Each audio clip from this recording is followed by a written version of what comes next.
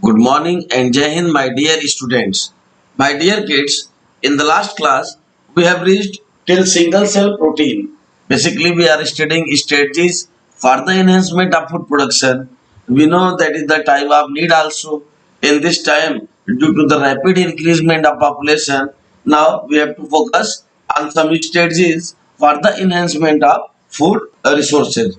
We have seen animal husbandry, that is dairy, poultry, fisheries, and beekeeping. Several kind of beekeeping we have seen, like apiculture, sericulture, lag culture, and then after we have seen the plant breeding program, several steps of plant breeding program, and then mutational breeding. और फिर हम लोगों ने mutational breeding भी देखा। मैंने आपको भिंडी का लेडीज फिंगर का एक एग्जांपल दिया था, scientific name Abelmoschus esculentus, और उसमें म्यूटेशनल ब्रीडिंग करा के येलो मोजेक वायरस से रेजिस्टेंट बनाया गया था, and that variety is known as Parbhani Kranti, and since it is given in NCERT book, that's why its importance has been increased, that is Parbhani Kranti. तो हम लोगों ने म्यूटेशनल ब्रीडिंग भी देखा। देन बायोफोर्टिफिकेशन, हम लोगों ने बायोफोर्टिफिकेशन भी देख लिया था बच्चों कि किस तरीके से IARI ने डिफरेंट प्लांट ब्रीडिंग प्रोग्राम्स चला के vitamin A enriched rice, vitamin C enriched tomato, bitter gourd, protein enriched beans बनाए हैं। तो अब हम लोग सिंगल सेल प्रोटीन स्टार्ट कर दिए थे बच्चों।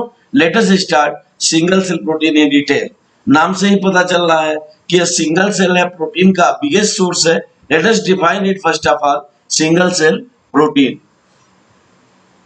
Okay, the term single cell protein refers to dead dry cells of microorganisms such as yeast, bacteria, fungi and algae which grow on different carbon sources. ध्यान दीजिएगा, single cell protein dead dry cells होते हैं microorganisms के, जैसे कि yeast, bacteria या other fungi या algae के, जो कि डिफरेंट कार्बन सोर्सेस के ऊपर ग्रो कर रहे होते हैं।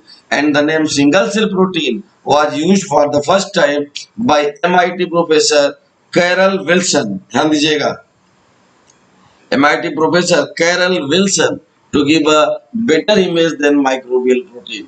इन्होंने माइक्रोबियल प्रोटीन को और ज्यादा डिफाइन करने के लिए tissue culture single cell protein को डिफाइन किया कि सिंगल सेल प्रोटीन के थ्रू हम यह बता सकते हैं, माइक्रोबियल प्रोटीन को डिफाइन कर सकते हैं कि उनके ड्राई सेल्स में, माइक्रो ऑर्गेनिज्म्स के डेड और ड्राई सेल्स में भी काफी रिच प्रोटीन का सोर्स होता है। कुछ ईस्ट है, कुछ बैक्टीरियाज हैं, कुछ फंजाई हैं, कुछ एल्गे हैं, जिसमें आप देखेंगे जो कि प्रोटीन के बहुत रिचेस्ट सोर्स है। अगर मैं कुछ एग्जांपल्स की बात करूं तो आप जानते हैं यहाँ पर एल्गी में बच्चों क्लोरेला आपने पढ़ा हुआ है। Chlorella 35% protein of its dry weight and spirulina 65% protein of its dry weight. अपने ड्राई वेट का 65% तक केवल प्रोटीन है स्पाइरुलिना। और फंजाई में हमारे देश का सेकेंड रिच वेजिटेबल माना जाता है मशरूम को। मटर पनीर के बाद वेजिटेरियन लोगों के लिए बेस्ट ऑप्शन मशरूम ही होता है बच्चों, जानते हैं आप। Mushroom is the rich source of 70% protein of its dry weight. Scientific name Agaricus vulgaris, belonging to Basidiomycetes fungi. And if we talk about bacteria, there are several bacteria. One bacteria, Methylophilus methylotrophes, that produce a huge amount of protein and extensively used in single cell protein. So, my dear kids, what are single cell protein? Single cell protein are the dried cell of microorganisms which can be used as dietary protein supplement. ध्यान दीजिएगा, जो dietary protein supplement का काम करता है, हमारे body के अंदर प्रोटीन की कमी को पूरा करता है। इसको एनिमल फीड के रूप में भी यूज किया जाता है और ह्यूमन बीइंग के लिए भी यूज किया जा सकता है प्रोटीन सप्लीमेंट के रूप में। So my dear kids, single cell protein refers to edible micro organisms. इसमें एडिबल माइक्रो ऑर्गेनिज्म्स आएंगे, वो माइक्रो ऑर्गेनिज्म्स आएंगे जो एडिबल होंगे। The biomass or total protein extract from pure और mixed cultures of algae, fungi, bacteria and yeast used as ingredients और substitutes for the protein rich food. ध्यान दीजिएगा, ये बायोमास है, टोटल प्रोटीन का एक्सट्रैक्ट है, जो कि एल्गी, फंजाई, बैक्टीरिया या यीस्ट से ऑब्टेन किया जाता है बच्चों, जिसको कि डाइटरी प्रोटीन सप्लीमेंट के रूप में हम यूज करते हैं। सिंगल सेल प्रोटीन को शॉर्टली हम एससीपी भी लिखते हैं। SCP can be used as protein supplement for human and animals. हमारे लिए ये फूड ग्रेड के रूप में और एनिमल्स में इसको फीड ग्रेड के रूप में यूज किया जाता है। The term single cell protein refers to the total protein extracted from the pure culture of microorganisms. देखिए, I am giving so many definitions because children you have to face the board exam और आपका concept बिल्कुल clear होना चाहिए, कहीं पे भी कोई doubt नहीं होना चाहिए। That's why I am using so many examples, so many definitions to elaborate each and every topic of strategies for the enhancement in food production. So you are seeing here the term single cell protein refers to the total protein extracted from the pure culture of microorganisms. Example: yeast, algae, filamentous fungi, and bacteria. Students, SCP are dried cells of microorganisms which can be used as dietary protein supplement. I have already told you, animals के लिए feed supplement और human being के लिए food supplements के रूप में इसको Nobel food या मिनी फूड भी कहा जाता है। पीछे हम लोगों ने देखा ही था, यह माइक्रोबियल प्रोटीन है बच्चों। अब आप स्पाइरुलिना को देख रहे हैं, यह स्पाइरुलिना है बेटा, ग्रीन एल्गी है spirulina, belonging to class chlorophyceae and it is a free floating filamentous cyanobacterium. In fact blue green algae that is cyanobacterium and photosynthetic organism. और भी वैरायटी जिसके हैं Arthrospira maxima, Arthrospira platensis, grow in open pond और basin. Open pond और basin में spirulina grow करते हैं, इनसे टैबलेट बनाया जाता है। ये देखिए प्रोटीन के टैबलेट्स हैं, 65% तक प्रोटीन सप्लाई करता है। यह ग्रीन जरूर है, पहले इसे क्लोरोफाइसी में ही सम्मिलित किया गया था, लेकिन बाद में देखा गया कि यह प्रोकैरियोटिक कैरेक्टर रखते हैं इसके सेल्स, इसीलिए इसको साइनोबैक्टीरिया में रख दिया गया बच्चों, ब्लू ग्रीन एल्गी के साथ में। तो बच्चों हम लोगों ने अभी देखा सिंगल सेल प्रोटीन। हमारे देश में आर्मी में या ऐसे बहुत सी जगह पर हमें जहां पर प्रोटीन की कमी है वहां पर भी प्रोटीन डाइटरी सप्लीमेंट की जहां पर जरूरत पड़े वहां पर भी जिम्स वगैरह में प्रोटीन डाइटरी सप्लीमेंट के लिए बेस्ट जो है सिंगल सेल प्रोटीन यूज होते हैं बच्चों। और अब हम लोग स्टार्ट करने जा रहे हैं इस चैप्टर का एक बहुत ही इंपॉर्टेंट और महत्वपूर्ण topic, that is tissue culture. Tissue culture is also known as micropropagation. ध्यान दीजिएगा बच्चों, टिश्यू कल्चर को ही माइक्रो प्रोपगेशन भी कहा जाता है। माइक्रो प्रोपगेशन क्यों, यहाँ पर देख रहे हैं आप, tissue culture growing single cells from a plant. एक प्लांट से सिंगल सेल निकाल लेते हैं एक्सप्लांट और उससे फिर सेवरल प्लांटलेट्स तैयार करते हैं। This is tissue culture. यह एक बहुत ही अच्छा टेक्निक्स है जिसके थ्रू जो है डिजायरेबल प्लांट्स वाले जो डिजायरेबल क्वालिटी वाले प्लांट्स हैं उनसे सेल को ऑब्टेन करके एक्सप्लांट को और फिर उसी क्वालिटी वाले सेवरल प्लांट्स को हम बना लेते हैं। This is the main goal, main M of micro propagation. So let us define tissue culture. Children, tissue first of all definition, tissue culture, in vitro cultivation of organs, tissue and cells at defined temperature using an incubator and supplemented with a medium containing cell nutrients and growth factor is collectively known as tissue culture। ध्यान दीजिएगा, यह मैंने elaborate definition बहुत ही vast use होने वाला definition लिया है, इसको पहले समझिएगा आप कि इन vitro cultivation of organs. Tissue culture का मतलब भी होता है इन विट्रो यानी लेबोरेटरी के अंदर कल्टीवेशन किया जाता है ऑर्गन्स का, टिश्यू का या सेल्स का एट डिफाइंड टेम्परेचर, एक पर्टिकुलर टेम्परेचर पर एक इंक्यूबेटर को यूज कर जिसमें हम सप्लीमेंट करते हैं एक न्यूट्रिएंट मीडिया को और ग्रोथ फैक्टर्स को, तब उसे बोलते हैं tissue culture. So what will be the definition? It is the in vitro cultivation of organs, tissue and cells at defined temperature using an incubator and supplemented with a medium containing cell nutrients and growth factors। Children, different type of cell grown in culture including connective tissue elements such as fibroblast, skeletal tissue and cardiac tissue।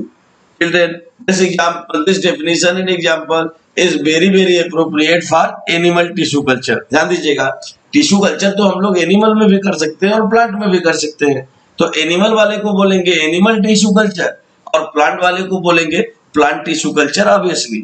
तो दोनों ही जगह पर tissue culture किया जाता है और cells tissue organs का formation किया जाता है सिंगल सेल से। That's why it is also known as micropropagation. अभी पीछे एक डायग्राम में हम लोगों ने देखा था बच्चों, ध्यान दीजिएगा। Tissue sample scrap from the parent plant, ये पेरेंट प्लांट से हम लोगों ने टिश्यू सैंपल को यहाँ पर स्क्रैप किया जिसमें टोटिपोटेंसी हो, डिवीजन करने की क्षमता हो। ध्यान दीजिएगा, एक्सप्लांट के रूप में हम उसी सेल को ले सकते हैं जिसके पास टोटिपोटेंसी हो, यानी डिवीजन ऑफ कैपेसिटी हो, सॉरी कैपेसिटी ऑफ डिवीजन हो, कैपेसिटी टू डिवाइड हो, टोटिपोटेंसी हो, तभी जो है उससे हम टिश्यू कल्चर करा सकते हैं। तो यहाँ पर हम लोगों ने टिश्यू सैंपल लिया, स्क्रैप किया from parent plant and then tissue sample placed in agar growth medium containing nutrients and auxins. ध्यान दीजिएगा, यह अगार अगार मीडियम में डाला जा रहा है।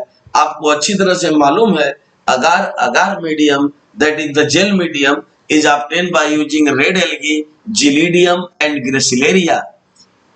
Gelidium and Gracilaria. In 11th class also we have discussed about agar-agar gel that is obtained through the Gelidium and Gracilaria belonging to class Rhodophyceae, that is red algae। और वहां से आपने अभी पढ़ा था कि रेड एल्गी का जो रिजर्व फूड मटेरियल है वो हमारे रिजर्व फूड मटेरियल ग्लाइकोजन से रिजेंबल रखता है बच्चों। तो यहाँ पर देखिए इस स्क्रैप की जो एक्सप्लांट लिया गया है, ये जो सेल्स है इनको एक्सप्लांट कहा जाता है जिनके पास टोटिपोटेंसी होती है। और अब इस एक्सप्लांट को यहाँ पर एक प्लेस किया गया एक न्यूट्रिएंट मीडिया में। अगार ग्रोथ फैक्टर है, मीडियम है जिसमें ऑक्सीन को जानते हैं आप, पीजीआर, ऑक्सीन को डाला गया है जो सबसे बड़ा ग्रोथ फैक्टर होता है। Plant growth regulators or phyto hormones और plant hormone, auxins that is indole acetic acid, indole butyric acid, okay, NAA that is naphthalene acetic acid, okay, and 2,4-D, these all are the examples of oxygens। Children, you know very well that indole acetic acid and indole butyric acid are the example of natural oxygens, whereas NAA and 2,4-D are the examples of synthetic oxygens। So oxygens have been kept inside the nutrient media and then automatically it grows and samples develop into the tiny plantlets, और कुछ tiny plantlets तैयार हो जाते हैं and plantlets planted into compost। और अब इस plantlets को compost में डाल देते हैं जहाँ पर manuring होती है और जिसकी वजह से fertility की soil को मिलती है और ultimately they grow into new plantlets। तो plantlets को हम लोग compost में इसीलिए डालते हैं ताकि उसको minerals मिल सके और further grow करके वह plants में बदल सके। So this one is the tissue culture, children. You are seeing here the various steps of tissue culture. Firstly, explant is taken from the plant cell or plant body, that is explant is the cell or part of cell having totipotency, and then explant is being kept inside the nutrient media containing growth factors also, and at the particular temperature it multiplies and develop into tiny plantlets, and finally these tiny plantlets are just planted into the compost for the further development। So in this way, children, what happened? We have produced several plantlets of the desirable quality। जो desirable quality थी उसके हम several plantlets tissue culture करके तैयार कर सकते हैं। और जबकि पीछे आपने एनिमल टिश्यू कल्चर में भी देखा कि एनिमल के भी जो टोटिपोटेंसी वाले सेल्स हैं उनसे जो है टिश्यू ऑर्गन या कोई भी बॉडी का सेल लैब में लेबोरेटरी के भीतर इन विट्रो कंडीशन में ग्रोथ मीडिया के साथ में न्यूट्रिएंट मीडिया के साथ में और एक पर्टिकुलर टेम्परेचर पर जो है बनाया जा सकता है। इसीलिए बच्चों शायद आपको पता भी हो आज के समय में जो साइंटिफिक है, साइंस ओरिएंटेड लोग हैं, अगर बच्चा पैदा होता है तो उसका जो प्लेसेंटा होता है उसके कट्स को, प्लेसेंटा के कट्स निकल के आता है, उसको बैंक के लॉकर में रखते हैं प्रिजर्वेटिव्स मिलाकर। There are so many biological bank lockers for the stem cells। आप कभी जाते होंगे हॉस्पिटल्स में या गायनेकोलॉजिस्ट के हॉस्पिटल्स में तो आप देखते होंगे वहां लिखा रहता है स्टेम सेल को रखने के लिए संपर्क करें, कॉन्टेक्ट फॉर स्टेम सेल। तो stem cell basically, stem cell is what? Stem cell is the part of placenta having totipotency, that is the division, that is the capacity of division, तो division की जो है की capacity होती है उसके अंदर, और उन सेल्स को हम प्रिजर्वेटिव्स के साथ में मिलाकर रखते हैं, इसलिए ताकि जब कि कभी भविष्य में हमारे बॉडी या बॉडी पार्ट्स में कुछ डैमेज हो तो हम टिश्यू कल्चर करके दोबारा से बना सकते हैं उस आर्गन को, सेल को या बॉडी के टिश्यू को। क्योंकि आपको पता ही है हमारे बॉडी के अंदर बच्चों एक प्रॉपर्टी होती है ऑटो रिजेक्शन की, ऑटो रिजेक्शन, जिसके अंतर्गत हम दूसरे बॉडी का कुछ भी जल्दी एक्सेप्ट करना नहीं चाहते हैं। और यही कारण है कि सेम ब्लड ग्रुप और तमाम चीजें सेम मैचिंग हो जाने के बावजूद भी हमारी बॉडी डिफरेंट ऑर्गन्स या डिफरेंट बॉडी पार्ट्स को रिजेक्ट कर देती है।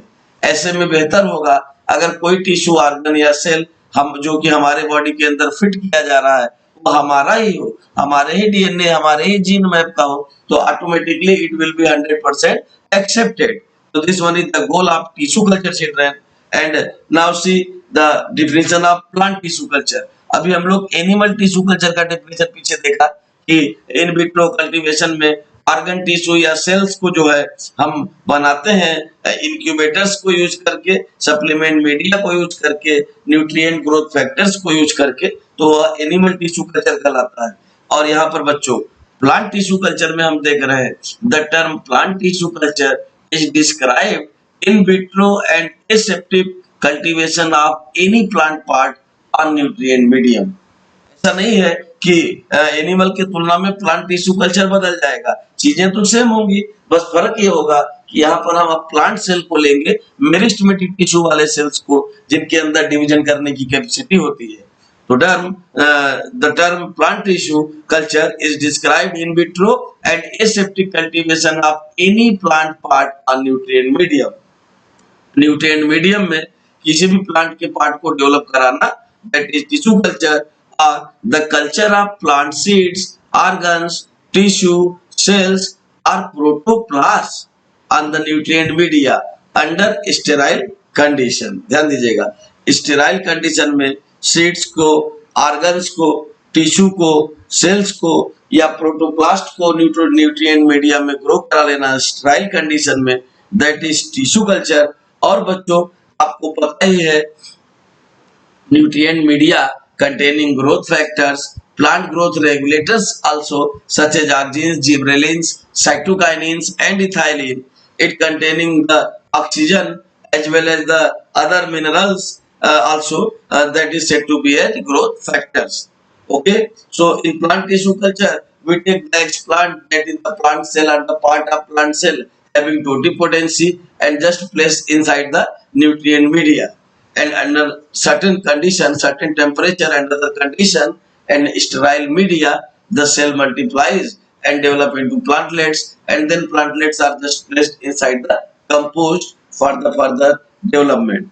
So children, tissue culture is very important nowadays. एक मैं रे डायग्राम भी दिखाना चाहता हूँ इसका बच्चों, एक रे डायग्राम आइए हम देखते हैं टिश्यू कल्चर का। यह देखिए प्लांट से यहाँ पर एक्सप्लांट लिया गया, ध्यान दीजिएगा, इस प्लांट से यहाँ पर एक एक्सप्लांट लिया गया। You know very well that explant is the cell or part of cell having totipotency and can grow into the callus. आप जानते हैं जब एक्सप्लांट मल्टीपल सेल्स का ग्रुप बना लेगा तब उस ग्रुप ऑफ सेल्स को कहेंगे कैलस, टिश्यू बनने से पहले, और टिश्यू ही बन जाता है बेसिकली जब सेल्स का ग्रुप बनने लगता है, तो that is said to be as callus. तो यहाँ पर देखिए पहले प्लांट से एक्सप्लांट लिया गया और एक्सप्लांट इन न्यूट्रिएंट मीडिया, एक्सप्लांट को न्यूट्रिएंट मीडिया में डाला गया। न्यूट्रिएंट मीडिया आपको पता है यहाँ पर प्लांट ग्रोथ रेगुलेटर्स होंगे, अगार जेल होगा और डिफरेंट प्लांट ग्रोथ रेगुलेटर्स होंगे, कुछ आयंस होंगे और कुछ मिनरल्स होंगे जो कि न्यूट्रिएंट मीडिया के पार्ट है। यहाँ पर एक्सप्लांट हम लोगों ने वही लिया ही है जिसके अंदर ऑलरेडी टोटिपोटेंसी है, डिवीजन करने की कैपेसिटी है, और यहाँ पर वह ग्रुप ऑफ अनडिफरेंशिएटेड सेल बनाएगा, that is well known as callus. The group of undifferentiated cell then develop into embryoid and finally embryo, and embryo develop into the plantlets, और फाइनली वो प्लांटलेट में develop हो जाएगा। यहाँ पर basically यार sterile media रहता है बच्चों। तो दिस वन इज द रे diagram of the tissue culture. इसको माइक्रो प्रोपगेशन भी कहा जाता है क्योंकि यहाँ पर एक एक्सप्लांट लिया जा रहा है, एक प्लांट से सेल लिया जा रहा है जिसके अंदर टोटिपोटेंसी है, उसको न्यूट्रिएंट मीडिया में ग्रो कराया जा रहा है, अनडिफरेंशिएटेड मास ऑफ सेल्स में, जिसको बोलते हैं कैलस, और फिर कैलस से जो है एम्ब्रियो डेवलप होता है बच्चों, और एम्ब्रियो फाइनली प्लांटलेट में डेवलप कर जाता है। यहाँ पर हमें 2-3 चीजों को ध्यान रखना होगा, टिश्यू कल्चर में 2-3 चीजों को हमें ध्यान रखना होगा बच्चों, कि एक्सप्लांट और कैलस का डेफिनेशन। जब हम एक्सप्लांट बता रहे हैं तब हम बोलेंगे explant are the cell are part of cells of the plant having totipotency and can grow in nutrient media into the undifferentiated mass of cell, that is callus, and callus finally grow into the embryo and then into the new plantlets. So this one is the tissue culture, and see here the next topic, that is somatic hybridization. इस chapter का strategies for the enhancement in food production का आखिरी topic आ गया बच्चों, somatic hybridisation या protoplast fusion. ध्यान से समझिएगा इसको। सोमा, सोमा मीन्स बॉडी या शरीर, हाइब्रिडाइजेशन मीन्स मिला देना, मिक्सिंग, यानी यहाँ पर शरीर का, यानी कि यहाँ पर जेनेटिक मटेरियल की मैचिंग नहीं हो रही है बल्कि प्रोटोप्लास्ट का मैचिंग हो रहा है। ऐसे समझ लीजिए बच्चों, प्रोटोप्लास्ट क्या होता है पहले तो ये जानिए आप। अगर किसी भी प्लांट सेल में सेल वॉल को डाइजेस्ट कर दिया जाए, आप जानते हैं फंजाई के केस में काइटिनेजेस से, अदर प्लांट सेल के केस में सेल्यूलेजेस से जो है हम सेल वॉल को डिस्ट्रॉय करते हैं। तो सेल वॉल को डिस्ट्रॉय कर देंगे तो उसके बाद अब अंदर जो प्रोटोप्लाज्म है वो केवल किससे घिरा रहेगा, प्लाज्मा मेम्ब्रेन या सेल मेम्ब्रेन से, and that is well known as protoplast. So listen very carefully my dear kids, that is the protoplast surrounded by plasma membrane or cell membrane only is well known as protoplast। यानी protoplasm, जब केवल protoplasm मतलब आप समझ रहे हैं nucleoplasm और cytoplasm मिला के पूरा सेल के अंदर जो सेप है दैट इज प्रोटोप्लाज्म, और वह प्रोटोप्लाज्म अगर केवल प्लाज्मा मेम्ब्रेन या सेल मेम्ब्रेन से घिरा हुआ है, सेल वॉल डाइजेस्ट हो चुका है, then it is said to be as protoplast. और अगर उस प्रोटोप्लास्ट का फ्यूजन करा दिया जाए तो obviously it is said to be as protoplast fusion. Since in protoplast there is no any genetic fusion takes place, that's why it is said to be as somatic hybridisation. इसीलिए बच्चों इसको somatic hybridisation भी कहा गया। So let us see the definition of somatic hybridisation. First of all, the technique of hybrid production through the fusion of isolated somatic protoplast under in vitro conditions and subsequent development of their product, that is obviously heterokaryon, दोनों का nuclei रहेगा तो उसको हेटेरोकैरियन बोलेंगे, to a hybrid plant is known as somatic hybridization। आराम से समझिएगा बच्चों, यह एक ऐसी टेक्निक है जिसमें हाइब्रिड का प्रोडक्शन किया जाता है bye fusion of isolated somatic protoplast. Isolated somatic protoplast के फ्यूजन से जो है हाइब्रिड बनाया जाता है, और उस हाइब्रिड के अंदर ऑब्वियस सी बात है उसके अंदर दोनों के ही न्यूक्लियस आएंगे, दोनों प्रोटोप्लास्ट का न्यूक्लियस आएगा, इसीलिए इसको हेटेरोकैरियन कहा जाएगा हाइब्रिड को, और इस प्रोसेस को कहा जाएगा सोमेटिक हाइब्रिडाइजेशन, क्योंकि सोमेटिक यानी बॉडी का फ्यूजन हो रहा है। And in somatic hybridisation the nucleus and cytoplasm of both the parents are fused in the hybrid cell. मैंने आपको बताया बच्चों कि न्यूक्लियोप्लाज्म और साइटोप्लाज्म जब पूरा पूरा केवल सेल मेम्ब्रेन या प्लाज्मा मेम्ब्रेन से घिरा हो तब उसको प्रोटोप्लास्ट कहा जाता है, और सोमेटिक हाइब्रिडाइजेशन में प्रोटोप्लास्ट का फ्यूजन होता है, यानी the nucleus and cytoplasm of both the parents are fused in the hybrid cell. That's why somatic hybridisation is also known as protoplast fusion. इसीलिए बच्चों सोमेटिक हाइब्रिडाइजेशन को प्रोटोप्लास्ट फ्यूजन भी कहा जाता है, और इससे जो हाइब्रिड बनता है उसको हेटेरोकैरियन कहा जाता है, heterokaryon. Okay, so let us see the steps of somatic hybridization technique और protoplast fusion technique. Okay, so first step is the isolation of protoplast. ध्यान से देखिएगा, चीजों को आराम से समझने की कोशिश करिए बच्चों, इन चीजों को नोट भी कर लिया करिए आप ताकि अपने ढंग से आप समराइज कर सकें। बोर्ड के एग्जाम में नंबर ज्यादा अच्छा उसी को मिलेगा बच्चों जो अपने लैंग्वेज में लिखने की कोशिश करता है। और यकीन मानिए जब हम बोर्ड के एग्जाम में एग्जामिनेशन हॉल में जाते हैं तो हम थोड़ा प्रेशराइज भी रहते हैं, प्रेशर की वजह से हम चीजें अगर याद करके केवल गए हैं तो हम भूल जाते हैं। बोर्ड की परीक्षा के दौरान हमें वही चीजें याद आती है बच्चों जो हम समझे होते हैं। That's why I just focus on understanding part। मैं इसीलिए समझाने पर ज्यादा गौर करता हूँ, क्योंकि अगर आप समझे रहेंगे चीजों को, आप अपने ढंग से इंटरप्रेट कर सकते हैं, अपनी भाषा में भी लिख सकते हैं। So let us see the various steps of somatic hybridization techniques or protoplast fusion. Number one is isolation of protoplast. पहले हम प्रोटोप्लास्ट का आइसोलेशन कर लेंगे। आपको पता ही है प्रोटोप्लास्ट जो न्यूक्लियोप्लाज्म और साइटोप्लाज्म पूरा का पूरा केवल सेल मेम्ब्रेन या प्लाज्मा मेम्ब्रेन से घिरा हुआ है, सेल वॉल को डाइजेस्ट कर दिया गया है, तब इसको बोलेंगे आइसोलेशन ऑफ प्रोटोप्लास्ट। मैंने यहाँ पर यह भी बताया बच्चों कि फंजाई की केस में काइटिनेजेज यूज किया जाता है, बैक्टीरियल सेल के केस में लाइसोजाइम यूज किया जाता है, और जबकि प्लांट सेल के केस में सेल्यूलेजेज एंजाइम को यूज किया जाता है सेल वॉल डाइजेशन के लिए। Okay my dear kids, listen very carefully. For cell wall digestion chitinase is used in the case of fungal cells, and cellulase is used in the case of plant cell, and lysozyme is used in the case of bacterial cell। इन तीनों में ही आप जानते हैं cell wall होगा, fungi में या plant cell में या बैक्टीरियल सेल में। तो सेल वॉल को डाइजेस्ट का मतलब सेल वॉल को डाइजेस्ट कर लेने के लिए हम इन तीनों एंजाइम्स का यूज करते हैं, और फिर जो बच गया material that is protoplast. So in this way we isolate the protoplast. So first step of isolation of protoplast is carried out. Then second step, fusion of protoplast of desired species या varieties। जरूरी नहीं है कि एक ही variety रहे, अलग अलग varieties अलग अलग स्पीसीज के प्रोटोप्लास्ट का भी फ्यूजन लेबोरेटरी कंडीशन में कराया जा सकता है, और अब इस तरीके से हाइब्रिड बनेंगे, रिकॉम्बिनेंट बनेंगे। Now see identification and selection of somatic hybrid cells. और अब सोमेटिक हाइब्रिड सेल्स को हम पहचान करते हैं, सेलेक्ट करते हैं, and then culture of hybrid cells. और अब हाइब्रिड सेल्स को न्यूट्रिएंट मीडिया में कल्चर कर रहे होते हैं, and finally regeneration of hybrid plants. और इन दिस वे हम हाइब्रिड प्लांट्स जो है रीजनरेट करते चले जाते हैं by means of somatic hybridisation. तो सोमेटिक हाइब्रिडाइजेशन में बच्चों दो अलग अलग वेराइटीज या दो अलग अलग स्पीसीज का प्रोटोप्लास्ट फ्यूजन कराया जाता है, या सोमेटिक हाइब्रिडाइजेशन कराया जाता है, ताकि हम ऐसा हाइब्रिड बना लें जो कि जिसमें कि दोनों ही पेरेंट सेल्स के कैरेक्टर हों। तो बच्चों एडवांटेज क्या है ध्यान दीजिएगा। What are the advantage of somatic hybridization? Production of novel interspecific and intergenic hybrid. हम नोबेल इंटरस्पेसिफिक और इंटरजेनिक हाइब्रिड्स बना लेते हैं। एक बहुत ही बेहतरीन एग्जांपल इसका हम लोग को दिखेंगे, pomato, that is hybrid of potato and tomato. Potato का प्रोटोप्लास्ट ले लिया गया, दैट इज सोलेनम ट्यूबरोसम, और टोमेटो का प्रोटोप्लास्ट ले लिया गया, that is lycopersicum esculentum. As you are already knowing that potato and tomato both are belonging to the same family, that is family Solanaceae.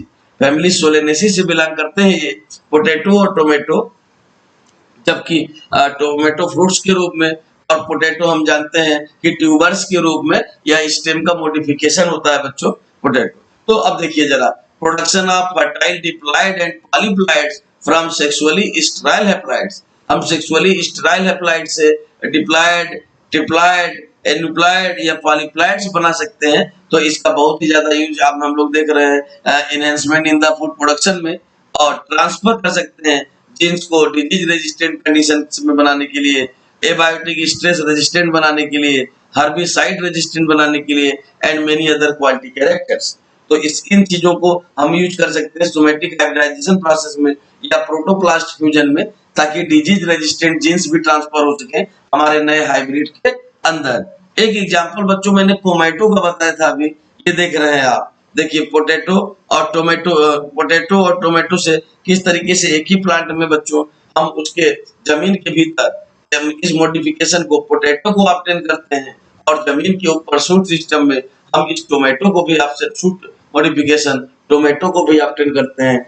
इसीलिए इसको न तो पोटैटो और न तो टोमेटो, बल्कि इसको एक स्पेशल नाम दे दिया गया पोमैटो। ध्यान दीजिएगा, pomato that is the hybrid of Solanum tuberosum and Lycopersicum esculentum, and that is the product of somatic hybridization or protoplast fusion. So my dear kids, in this way we have finished the chapter strategies for the enhancement in food production.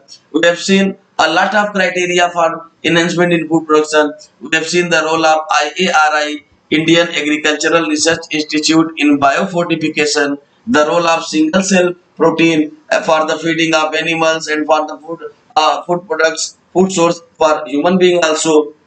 We have seen different kind of animal husbandry like dairy farming, like poultry farming management, like fisheries, and seen so many kind of beekeeping, apiculture, like culture and sericulture also.